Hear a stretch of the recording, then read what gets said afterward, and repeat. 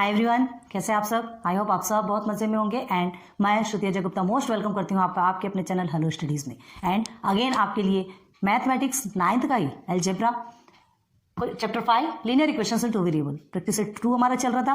कुछ क्वेश्चन हमने आपको वर्ड प्रॉब्लम चल रहा था ना, थोड़ा हेक्टिक लगता है, इक्वेशन हमको ढूंढने में प्रॉब्लम होती है, लेकिन हाँ ढूंढा है हमने, ट्रिक निकाला और ढूंढा, मिल गया और हमने सॉल्व भी किया। ठीक है, तो क्वेश्चन 4 तक हमने आपको ऑलरेडी क्लियर करवा दिया है। इसके पहले आप जाइए प्लेलिस्ट में जाइए, सर्च कीजिए, आपको सब कुछ अवेलेबल हो जाएगा।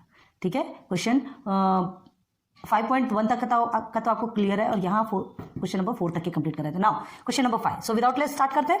ओके, ज़्यादा बातें नहीं करते। तो क्वेश्चन नंबर 5 क्या है आपका, देखते हैं।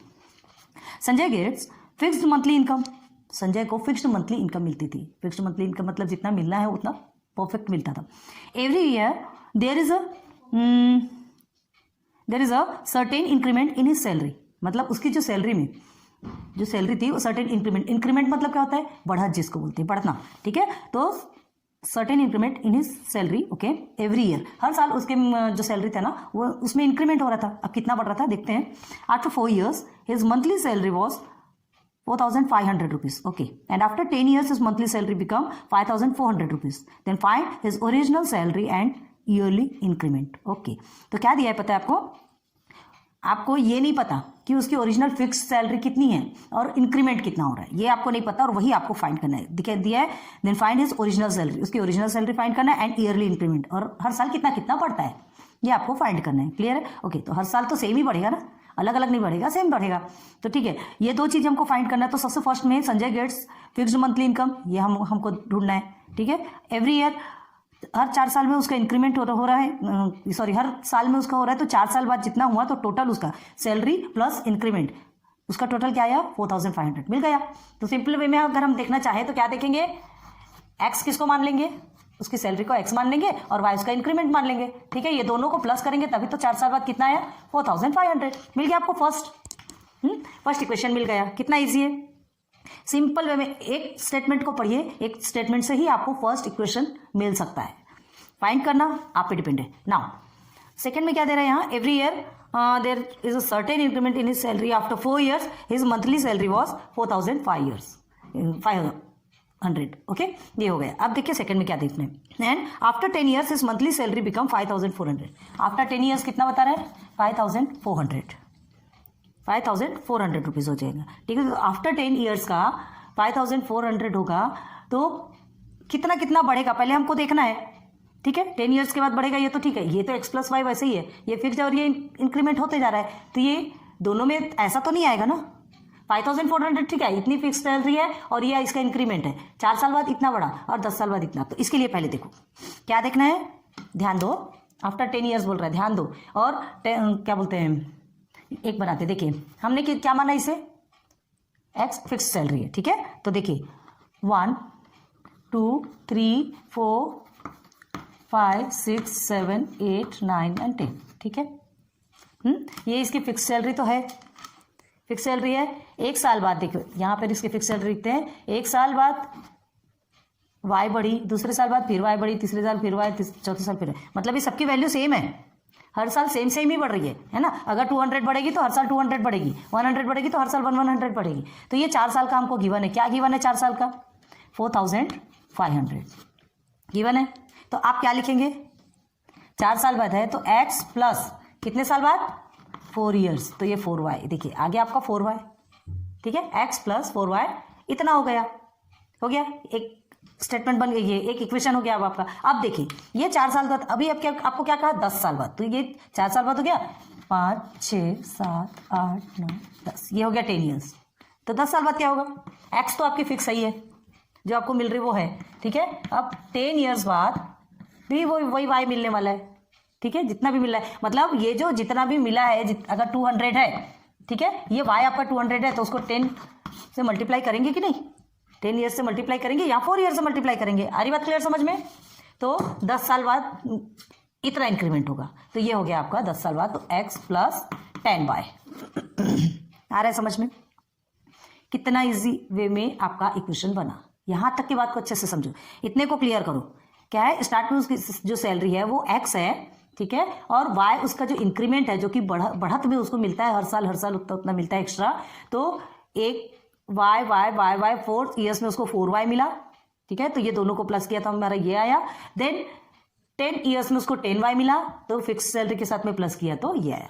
दोनों की वैल्यू आपको गिवन है, वैल्यू गिवन है, इक्वेशन इधर का आपको फाइंड करना है। तो ये आपने बना लिया, ठीक है, मिल रहा है, फिक्स तो मिल रहा है, इंक्रीमेंट भी हो रहा है, वो भी आप उसे मिला, तो सेम हुआ ना, फिक्स्ड प्लस इंक्रीमेंट, ऐसे लिखेंगे, फिक्स्ड प्लस इंक्रीमेंट, ठीक है। उसके बाद इज इक्वल टू में जो भी वैल्यू मिली वो, तो ये वैल्यू लिखा है। आपको क्या क्या निकालना है, एक फिक्स निकालना है और दूसरा इंक्रीमेंट, यही दोनों ही फाइंड करना है। फिक्स इन द सेंस उसकी ओरिजिनल वैल्यू, ओरिजिनल सैलरी है वो निकालना है, एंड सेकंड में कि उसे जो एक्स्ट्रा में मिलता है, जो उसका इंक्रीमेंट जो बढ़त में मिलता है वो कितना मिलता है, ये निकालना है। क्लियर है, यहाँ तक समझ आया?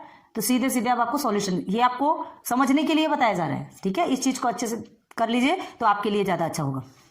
चलो यहाँ पे हमने नहीं लिखा ना, चलो लिख देते हैं 5400, यस। तो ये टेबल आप बनाएंगे ना तो आपको अच्छे से समझ में आएगी चीजें। क्लियर है? Now let the original value of salary, solution start करते हैं।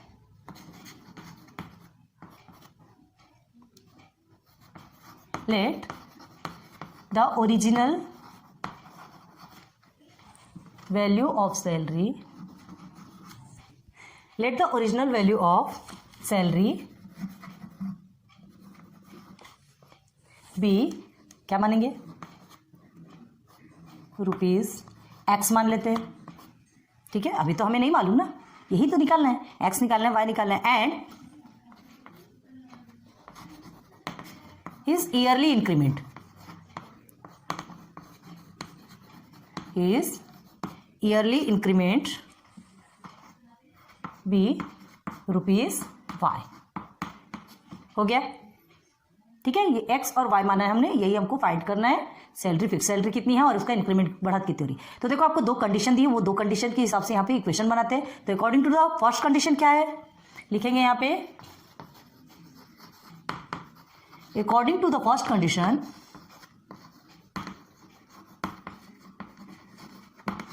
फर्स्ट कंडीशन क्या कहता है, फर्स्ट कंडीशन में क्या है, आपको क्या पूछा गया, देखो क्वेश्चन पढ़ो। 4 साल के बाद उसकी जो सैलरी है ना, मंथली सैलरी उसकी 4500 होने वाली है, ठीक है। तो हमने क्या लिया था, according to the first condition, देखो आफ्टर 4 ईयर्स, पहले लिख लो, आफ्टर 4 ईयर्स इस मंथली सैलरी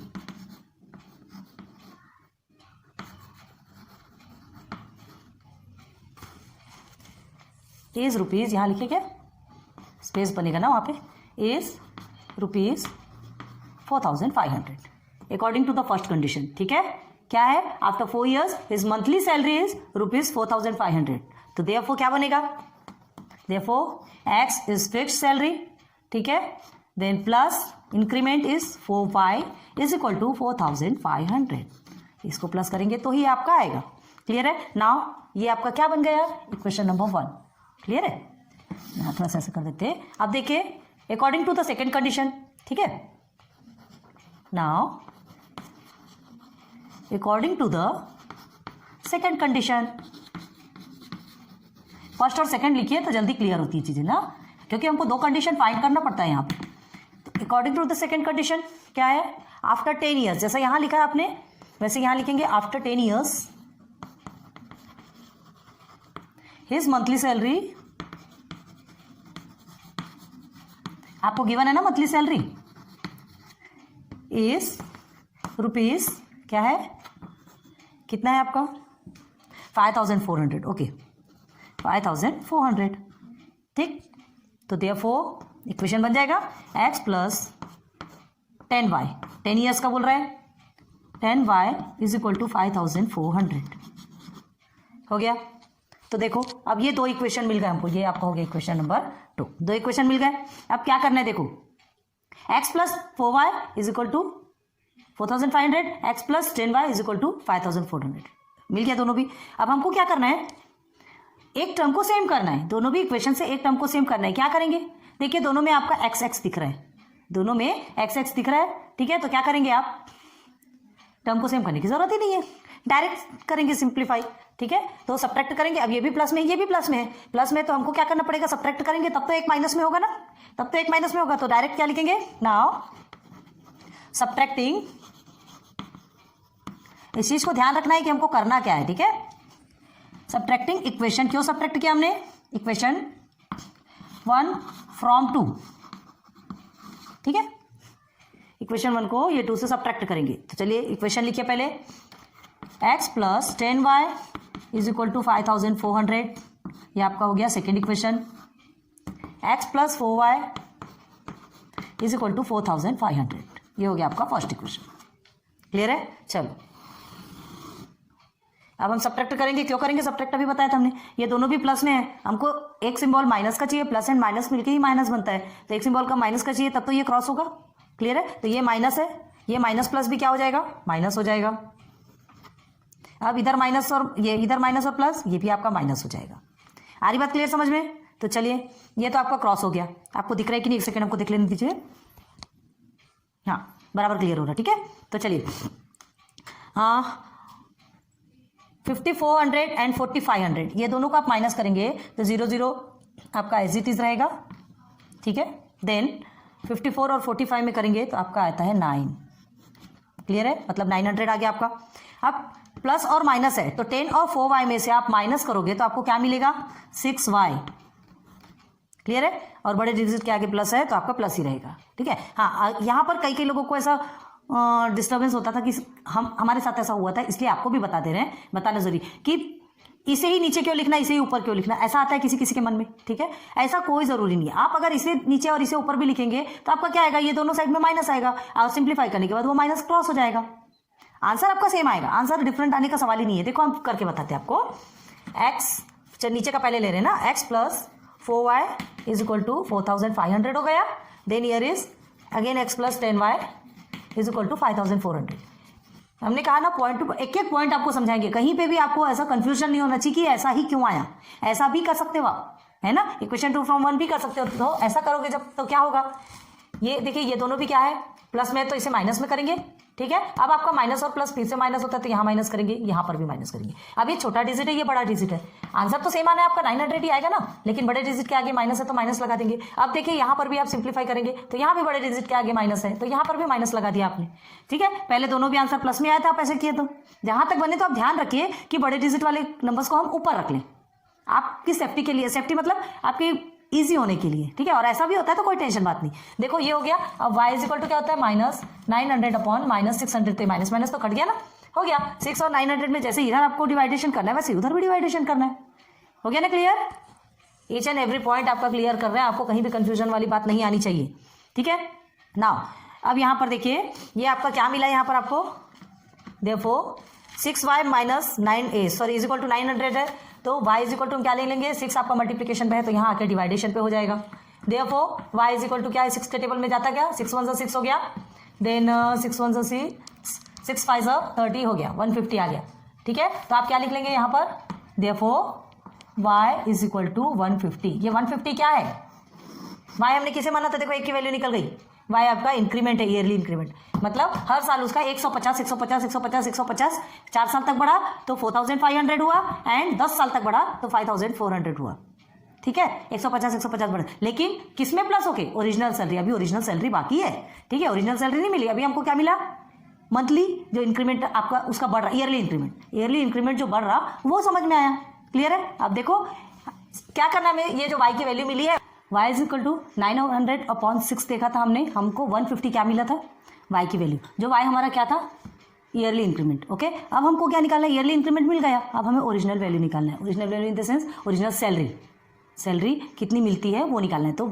सिंपल वे है, y इज इक्वल टू 156 मतलब y की जो वैल्यू मिली उसको हम सब्सटीट्यूट करेंगे। कोई भी एक इक्वेशन ले लीजिए, कौन सा इक्वेशन लेंगे आप, ये इक्वेशन 1 है, ये इक्वेशन 2, इक्वेशन 1 में ले लीजिए, कोई प्रॉब्लम नहीं। तो चलिए क्या लिखेंगे, substituting y is equal to 150 in equation, which equation, equation 1, okay. तो सबसे पहले आपको इक्वेशन लिखना है, यहाँ पर क्या है, therefore x is equal to 4y is equal to 4500, यही आपका है फर्स्ट इक्वेशन, ठीक है, तो आप इसमें वैल्यू सब्स्टिट्यूट कीजिए। Okay, x is equal to क्यों लिख रहे हैं, x प्लस है। ओके, ये अब देयरफॉर x प्लस 4, y की वैल्यू क्या है आपकी 150, ब्रैकेट में हमने 150 लिख लिया, इज इक्वल टू 4500। हो गया क्या क्लियर? अब देखिए, अब हमको क्या करना है, ये वैल्यू मिली है तो सबसे पहले हम ये दोनों को मल्टीप्लाई करेंगे। ये y है यहाँ पर, नहीं सॉरी y की इस तो वैल्यू पुट की हमने, कहाँ दिमाग जा रहा है। x इज इक्वल टू ये आपका आ गया 15 4 कितना होता है 60 होता है ना, तो ये हो गया 600, 150 है तो 0 भी लेंगे, अपॉन में आपका आएगा, बार बार इक्वल लिखते हैं, ये हो गया। अब आपको क्या चाहिए, y की वैल्यू मिली, अब देखो x की वैल्यू निकलती है कि नहीं, है ना। नाउ x तो आपका यहीं रहेगा, ये जो 600 है वो क्या हो जाएगा, क्या हो जाएगा, यहाँ पर प्लस में है तो इधर जाके आपका माइनस में हो जाएगा। ठीक है, ये डिवाइडेशन वगैरह में मत कर दीजिएगा, इस चीज़ को ध्यान रखो। ये कैसा रहता है, अगर इसके साथ में कोई वेरिएबल्स है तो वो मल्टीप्लिकेशन कहलाएगा। यहाँ इसके सामने अभी प्लस है, ये प्लस में है, मल्टीप्लिकेशन डिवाइडेशन में नहीं है, तो प्लस है तो उधर जाके आपका माइनस में हो जाएगा। ठीक, तो आपको x की वैल्यू मिल जाएगी। Therefore x is equal to 4500 के साथ में अगर 600 को माइनस करेंगे तो हमारा कितना आता है 0 0 एंड 9 39 3900, ये आपका आंसर है। तो x की वैल्यू हमको क्या मिल गई 3900, क्या लिखेंगे therefore x is equal to 3900। क्या है ये 3900, x क्या है हमारा, हाँ x हमारी ओरिजिनल सैलरी, जो आपको फिक्स सैलरी जो उसे जो संजय नाम है ना, क्या नाम है, क्या नाम है, संजय नाम है क्या, तो उसे जो फिक्स सैलरी मिलती है वो फिक्स सैलरी उसे 3900 मिल रही है। ठीक है, और उसके साथ में जो ईयरली इंक्रीमेंट हो रहा है that is your 150 rupees, that is the value of y and here is value of x। Clear है? ओके, देन ये दोनों आपको समझ में आ गया, तो आप आंसर कैसे लिखेंगे, देयरफॉर द ओरिजिनल सैलरी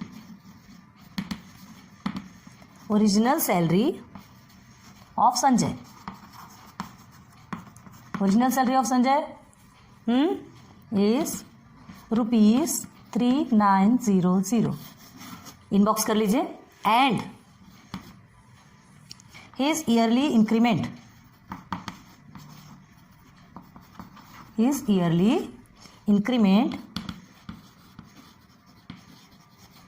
कितना है, इज ₹150।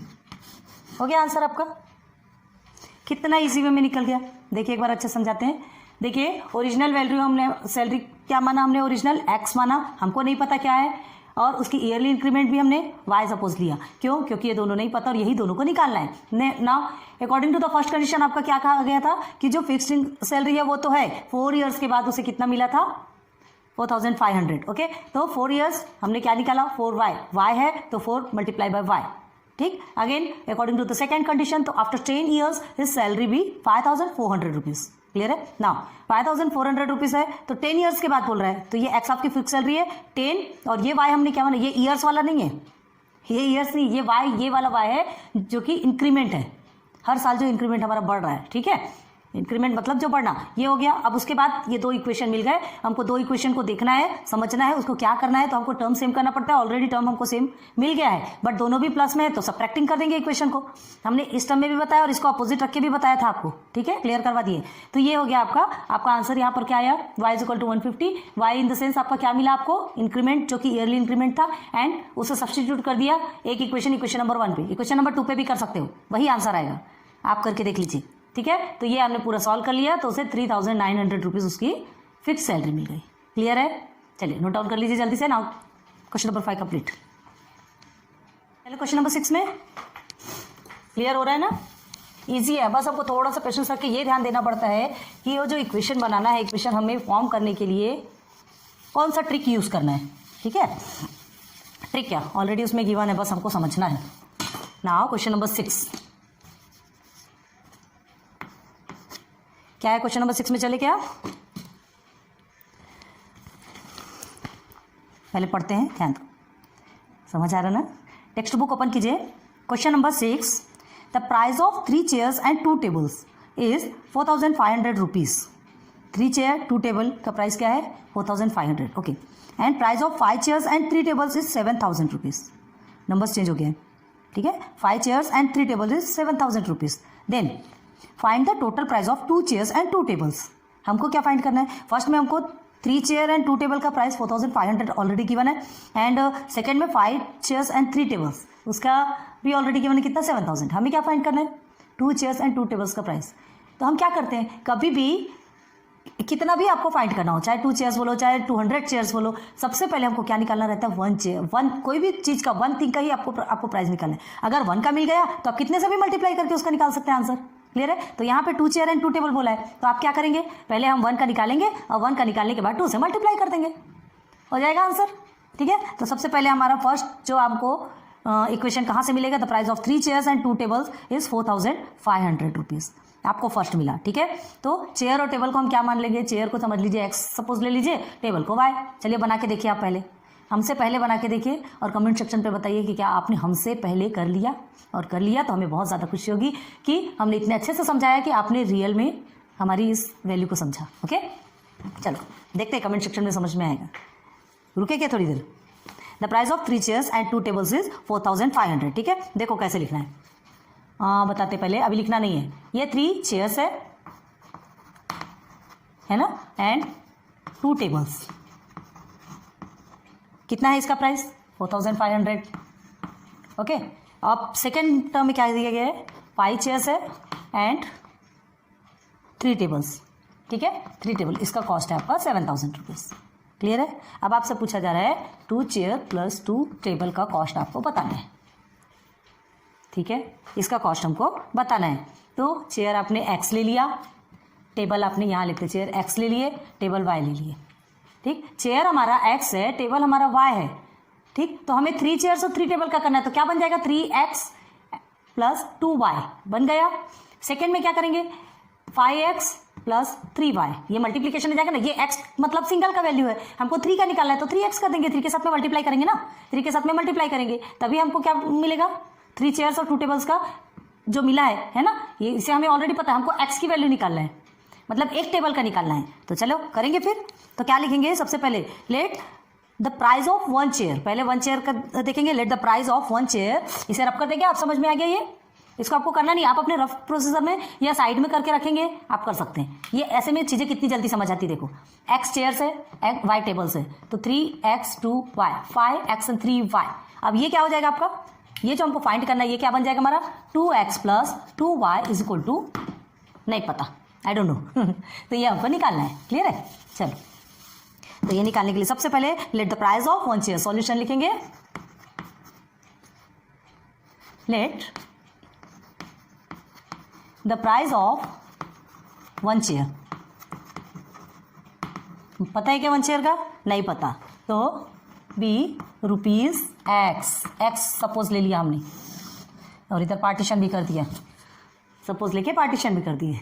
ठीक है, x सपोज लिया एंड द प्राइस ऑफ, अब दोनों का बताना है ना, लेट लिया हमने, and the price of 1 table, chair और टेबल ही है, टेबल बी रुपीज़ y।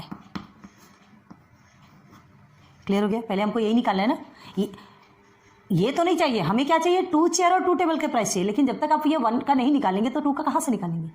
ठीक है, तो पहले 1 का निकालेंगे, फिर बाद में देखेंगे 2। अब देखो आपका क्वेश्चन पढ़िए, according to the first condition, क्या है फर्स्ट कंडीशन में, price of 3 chairs and 2 tables is 4500। तो लिखेंगे उसको, according to the first condition,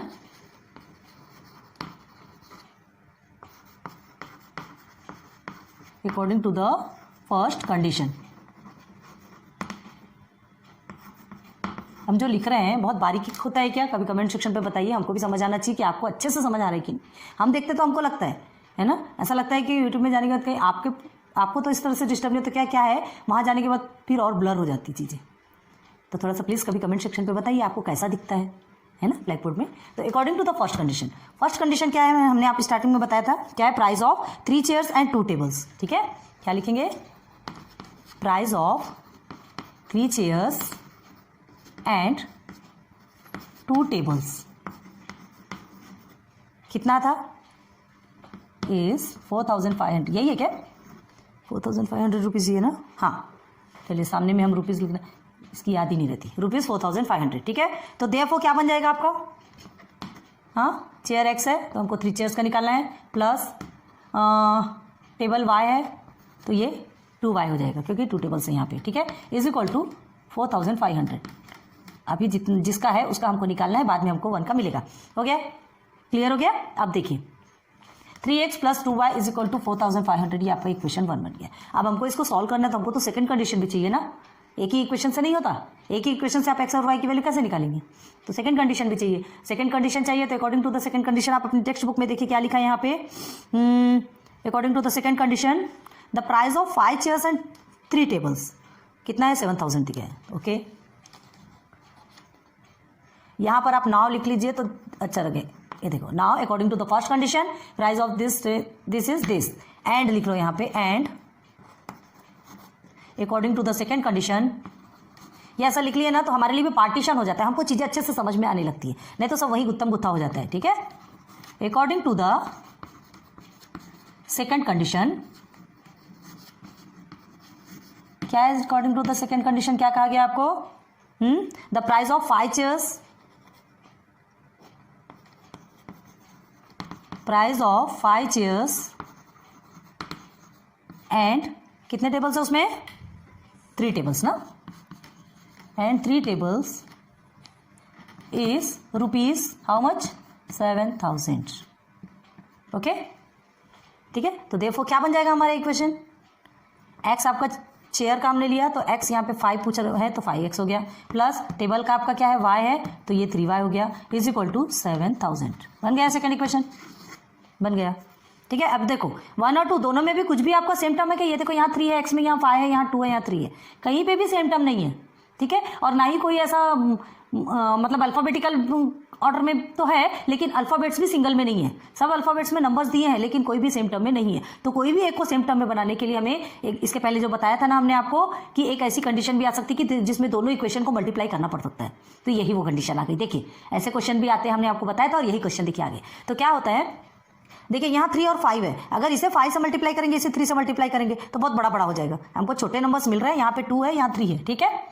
centre पे देखिए 2 और 3 है, तो इसे मल्टीप्लाई करेंगे, इस टर्म को 3 को अगर 2 से मल्टीप्लाई करेंगे तो 6 मिलेगा, 2 को 3 से मल्टीप्लाई करेंगे तो 6 मिलेगा, ठीक है। लेकिन मल्टीप्लाई करेंगे तो सारे टर्म क्या होंगे, सारे भी टर्म मल्टीप्लाई होंगे, क्लियर है। तो चलिए करना तो है, कंपलसरी है, क्योंकि एक टर्म सेम करके उसको कट करना है, हमको सिंप्लीफाई करना तो है, ठीक है। तो क्या करेंगे आगे, क्या लिखेंगे आप बोथ इक्वेशन को, मल्टीप्लाइंग इक्वेशन 1 कहाँ है, यहाँ पर ये, ठीक है।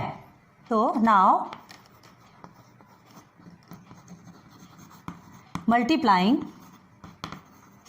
इक्वेशन 1 बाय किससे, 3 से, ये जिससे मल्टीप्लाई करना है उसको ऐसे लिख देना, नहीं तो ऐसा मत लिख देना, नहीं तो आपको यही समझ नहीं आएगा कि टर्म है कि मल्टीप्लाई करने वाला प्रोसीजर क्या है, आपको खुद को समझ में आना चाहिए, इसलिए हम इसमें राउंड लगा देते हैं कि ये हमारा इक्वेशन है और इससे मल्टीप्लाई करना है, ठीक है। तो चलिए मल्टीप्लाइंग इक्वेशन 1 बाई 3, तो इक्वेशन 1 पहले लिखेंगे, therefore 3x plus 2y is equal to 4500। Okay, then substitute करेंगे यहाँ पे 3 मल्टीप्लाई बाई 3x, मल्टीप्लाई होगा तो पूरे भी टर्म होंगे, ये इसके साथ भी मल्टीप्लाई हो गया, अब इसके साथ लेंगे 3 मल्टीप्लाई बाई 2y, अब इसके साथ भी मल्टीप्लाई होगा 3 मल्टीप्लाई बाई 4500। हो गया क्लियर। चलिए सिंप्लीफाई कीजिए, 3 3 9 आपका आ गया 9x प्लस 3 2 6 6y हो गया, हियर इज 45 3 कितना होता है 15, ठीक है 135, और ये हो गया आपका 0 0। आ गया क्लियर, ठीक है, समझ में आ रहा। तो ये आपका क्या बन गया, थर्ड इक्वेशन मिल गया हमको। अब हमको क्या करना है, क्या बताया था हमने, एक टर्म को हमने मल्टीप्लाई किया, अब ये 6y हो गया, अब ये सेकंड टर्म को भी मल्टीप्लाई करेंगे, इसको भी 6 बनाना है ना, ठीक है। तो अगेन लिखेंगे, सिमिलरली लिखो, जो भी लिखो, similarly multiplying equation 2, multiplying equation 2 by, अब किससे करना है मल्टीप्लाई, इसको 2 से करना है। क्यों 2 से करना है, क्योंकि यहाँ पे 3 है, 3 2 6 रहेगा, ठीक है, हमको टर्म सेम करना है। चलो ये हो गया इक्वेशन 2 से मल्टीप्लाइंग। अब इसके लिए क्या करेंगे, पहले इक्वेशन लिखेंगे, कहाँ equation 2, 5x plus 3y is equal to 7000। हो गया क्लियर। चलो उसके बाद फिर आपको क्या करना है, सीधे मल्टीप्लाई करेंगे, therefore 2 multiply by 5x plus 2 multiply by 3y is equal to 2 multiply by 7000।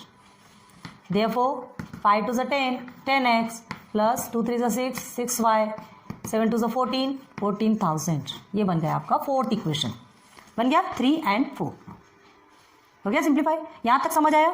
अब देखो अब क्या करना है, अब 6y बन गया। अब दोनों भी इक्वेशन को हम साथ में रखेंगे और उसके बाद उसे क्या करेंगे, एडिंग करना है, सब्सट्रैक्टिंग करना है, जो भी करना है, सिंप्लीफाई करना है ना, हमको टर्म तो सेम करना है कि नहीं करना है। चलो तो अब पहले देखते हैं इसमें क्या है। 6y यहाँ पे भी प्लस में है, 6y वहाँ भी प्लस में है, मतलब हमको करना है सब्ट्रैक्टिंग। ठीक है, तो सीधे लिखेंगे सब्ट्रैक्टिंग।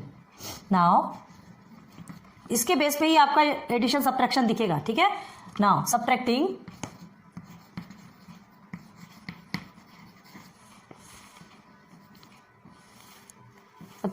इक्वेशन 4, 3 और 4 लिख दो सीधे, 3 इक्वेशन 3 और 4। ठीक है, वी गेट, हाँ देखिए एक और आपको बताते हैं, जैसे मल्टीप्लाइंग इक्वेशन 2/2 है ना, फिर कॉमन लगा के वी गेट, हमें जो मिला, ये स्टैंडर्ड फॉर्म होता है। ये सब जगह आप लिखते जाइएगा। ठीक है, हमें बताने का ध्यान नहीं रहता, बात करते हैं वी गेट, हमें जो मिला ना वो हमको लिखना पड़ेगा। ठीक है, तो हमें क्या मिलता है इसको सब्ट्रैक्ट करने के बाद, तो चलिए देखते हैं क्या है आपका यहाँ पर। इक्वेशन 1 लिखेंगे 10x plus equation 4 6y is equal to 14,000। ठीक है, ये आपका इक्वेशन 4 है।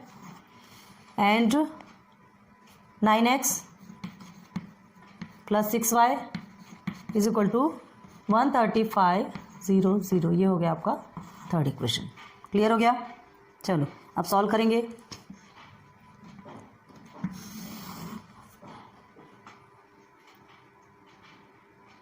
एक मिनट, कहीं तो भी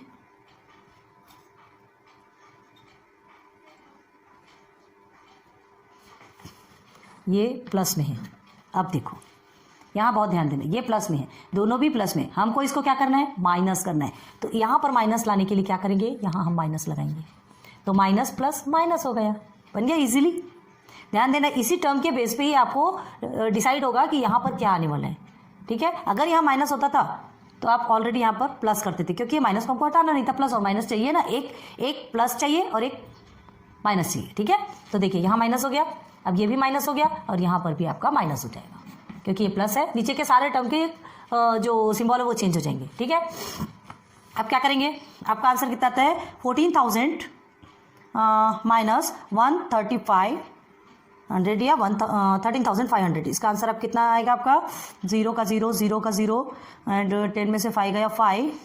ठीक है, 10 में से 5 गया 5, फिर इधर 1 आ जाएगा, तो ऑलरेडी आपका कितना आएगा, 500 आएगा, सब कट हो जाएगा, हो गया 5। अब ये आपका कट हो गया, यहाँ पर 10x और 9x। ठीक है, तो आपका कितना आता है 1x, जिसको कि हम सीधे क्या बोल सकते हैं, x, तो x इज इक्वल टू आपका आ गया 500।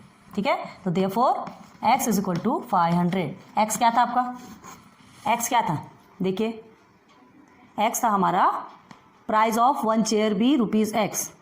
ठीक है, 1 चेयर का प्राइस हमको मिल गया, 1 चेयर का प्राइस हमको मिल गया कितना, 500 रुपीज़। अब हमको देखना है टेबल का प्राइस, तो सब्स्टिट्यूट करेंगे। इक्वेशन 1 और 2 में से किसी में भी कर लो, कोई टेंशन वाली बात नहीं है, जिसमें भी आपको करना है आप कर सकते हो। ठीक है, तो चलिए सब्स्टिट्यूटिंग इक्वेशन डायरेक्ट लिखो।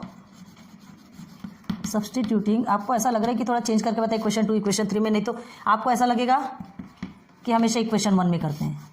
हमने बार बार बता रहे हैं आपको कि इक्वेशन 1 में करो, इक्वेशन 2 में करो, वो किसी में भी करोगे आपका आंसर सेम ही आना है। ठीक है, ये इक्वेशन 1, लेकिन हम क्यों बोलते हैं, जो इजी दिखता है उसको जल्दी पकड़ते हैं।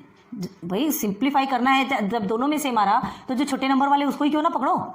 ठीक है, तो इक्वेशन 1 लिया हमने, पहले इक्वेशन 1 को लिखेंगे, therefore 3x plus 2y is equal to 4,500। अब यहाँ पे स्पेस की प्रॉब्लम आएगी हमको।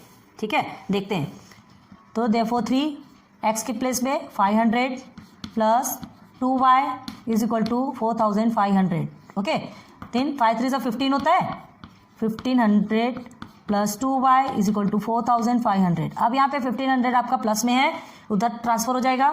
ठीक है, therefore 2y is equal to 4,500 minus 1,500।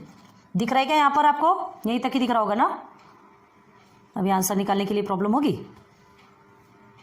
आप पहले इतने को लिखिएगा, उसके बाद फिर हम आपको और आगे बताएंगे, ठीक है। पहले यहाँ ये देखिए 4500 है आपका, 2y is equal to 4500 minus 1500 लिया हमने, तो 4500 में 1500 को माइनस करेंगे तो 3000, तो therefore 2y is equal to आपका आया 3000, ठीक है। अब देखिए y की वैल्यू मिल रही है, y इज इक्वल टू क्या है 3000 divided by 2, therefore y is equal to 2 1 ज़ा 2, 2 5 ज़ा 10, आपका आ गया 1500 या 1500, ये मिल गई आपको y की वैल्यू, ठीक।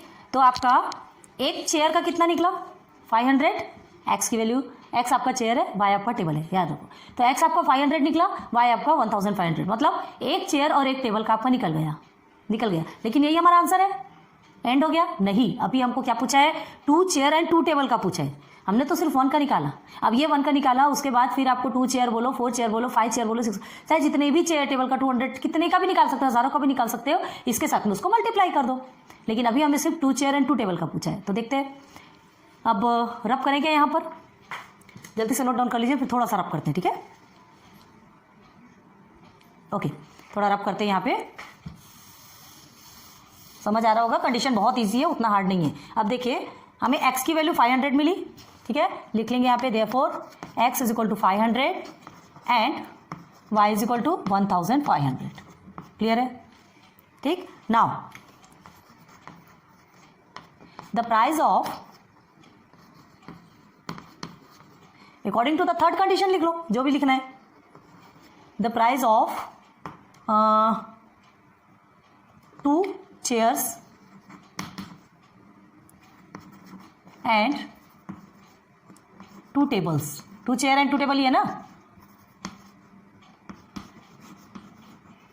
इज क्या होगा, देयरफॉर 2x प्लस 2y, ऐसे ही होगा, 2x प्लस 2y ही होगा ना, 2 चेयर 2 टेबल। तो आप क्या लिखेंगे, देयरफॉर 2 मल्टीप्लाई बाई x आपका कितना है 500 है, प्लस 2 y आपका कितना है 1500 है। भाई चेयर से महंगी तो टेबल रहेगी ना, बड़े बड़े टेबल्स रहते हैं। तो ये कितना हो गया आपका 5 2 10, 1000 प्लस 15 2 30, ये आ गया आपका 3000, ठीक। नाउ टोटल कितना हो गया, देयरफॉर सीधे सीधे लिखो 4000, तो आप क्या लिखेंगे लास्ट में, therefore the price of 2 chairs and 2 tables is rupees 4000 under bracket. हो गया क्लियर, इजी है, हाँ जल्दी से नोट डाउन कर लीजिए, ठीक है। समझ में आ गया, और समझाने की ज़रूरत है, रिवाइंड करके देखिएगा, बहुत अच्छे से हमने आपको डिटेल में बताया, क्योंकि अब हमने यहाँ पे रब कर दिया, आपको बाकी चीज़ें बताना भी कंपलसरी था, ठीक है। तो आज की वीडियो यहीं एंड करते हैं। लेक्चर नंबर 4 आज आपका कंप्लीट होता है। क्वेश्चन नंबर 6 तक हम आए। देखिए हम बहुत धीरे धीरे आपको लेकर के चल रहे हैं, वर्ड प्रॉब्लम है, समझने में टाइम लगता है, हम नहीं चाहते कि आपको एक पॉइंट भी छूट कर मिले, ठीक है। तो वर्ड प्रॉब्लम धीरे ही चलेगा, टेंशन वाली बात नहीं है, हो जाएगा आपका कंप्लीट, धीरे से ही कंप्लीट करेंगे, समझाते हुए ही कंप्लीट करेंगे, ठीक है। तो क्वेश्चन नंबर 6 आज आपका कंप्लीट होता है, फिर उसके बाद फिर मिलेंगे नेक्स्ट लेक्चर पे। So good luck, best of luck, बहुत अच्छे से ध्यान दीजिए, पढ़ाई अच्छे से कीजिए, गुड बाय।